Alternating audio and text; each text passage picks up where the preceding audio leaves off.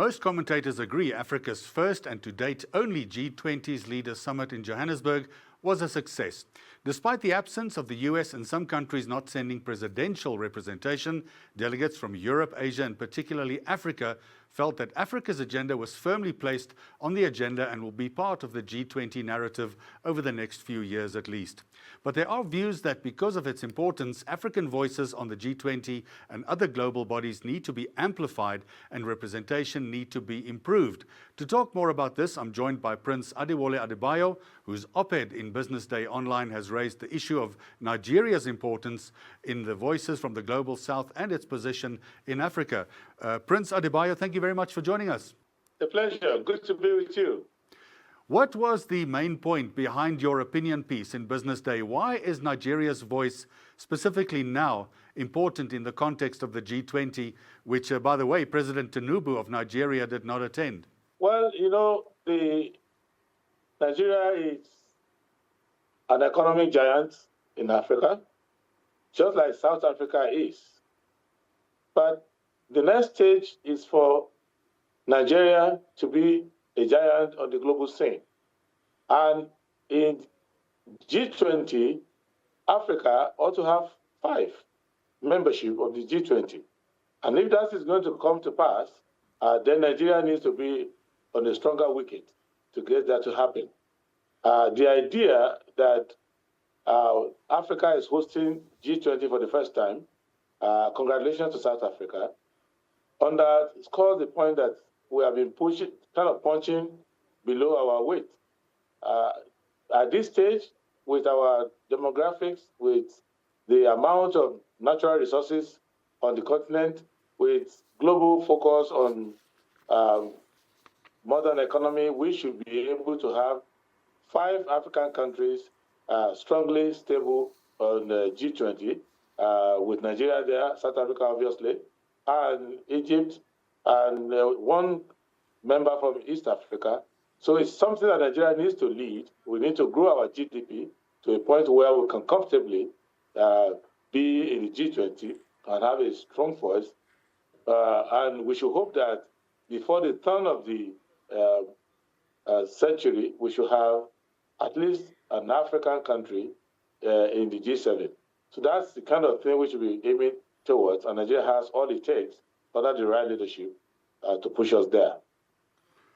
Prince Adebayo, Nigeria economically will be one of the most populous nations on earth by 2050. How does Nigeria take advantage of that in the current global geopolitical landscape?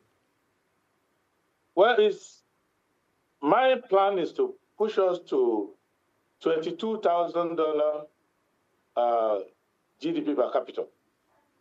Once you get our productivity to that level, then those numbers will not be a liability.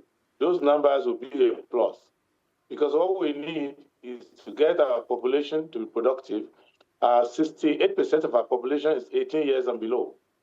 And these people, this young population, can become anything based on social investment in them, based on the amount of capital that they can create out of the investment that we're making in them. And that is where the secret of Africa lies. It lies in the young population that is capable of becoming anything in the modern economy, and with sufficient investment from the public sector into education, housing, healthcare, and especially with emphasis on STEM, science, technology, engineering, and math, we should be able to comfortably be in the G7 without looking like we're breaking a sweat at all. One of the themes of the G20 was to tackle corruption, and you spoke previously about this, but how can global and local players equally contribute to decreasing levels of corruption on the continent, and specifically Nigeria, where you are known as a legal expert battling corruption in a country with one of the worst corruption track records in Africa? We have to take the same emergency approach to corruption as the whole world took to COVID. I don't think that in the next 5 years, there should be any country that will be talking about corruption. The way we've tackled human trafficking, tackled stolen diamonds, blood diamonds, the way we tackle Ebola, the way we tackle COVID, that's how we should tackle corruption. There is no room there is no space, and there is no more tolerance for corruption, because it is killing the continent. Without corruption, Nigeria will go from where it is now to the top band of the G20. Corruption is taking majority of the wealth created in my country, and I need to stop it, and I have to stop it. And that's one of the major reasons why you hear my voice in the public space, why I'm in politics at all, is that I want to kill corruption before corruption kills my people. And I want to kill corruption as soon as possible. And the best time to kill corruption is today. And that is the focus of my public mission, to see that corruption, which has now distorted the entire economic landscape in my country, which has sapped all the energy and creativity out of the people, and which has diverted resources away from dealing with poverty, with dealing with insecurity, and into foreign accounts and private pockets of public officials and their allies. That needs to come to an end. It's not a propaganda. It is not a manifesto. It is not an opinion. It is a mission that everyone in Nigeria has to subscribe to, and all our partners have to subscribe to it. There is no country in the OECD, there's no country in the G7 that is still dealing with corruption. It is acceptable. It's a consensus that corruption has no place in modern times. Nigeria's importance to the global north is seemingly currently being highlighted in recent statements by the United States that more should have been done to focus on the prevention of the persecution of Christians in northern Nigeria, specifically even in the G20 document. Do you think Nigeria has made its position on this clear enough, especially with the instability in Sahel countries being right now on Nigeria's doorstep just to the north? Well, the government of the day has given many reasons and taken many positions on this issue. First, I welcome President Trump's intervention, because he is doing the work which the Nigerian government ought to do, which is to highlight for international support the need to eliminate the killers who are in Nigeria. And there's no other more eloquent way to put it than to actually go on the field and get rid of these killers.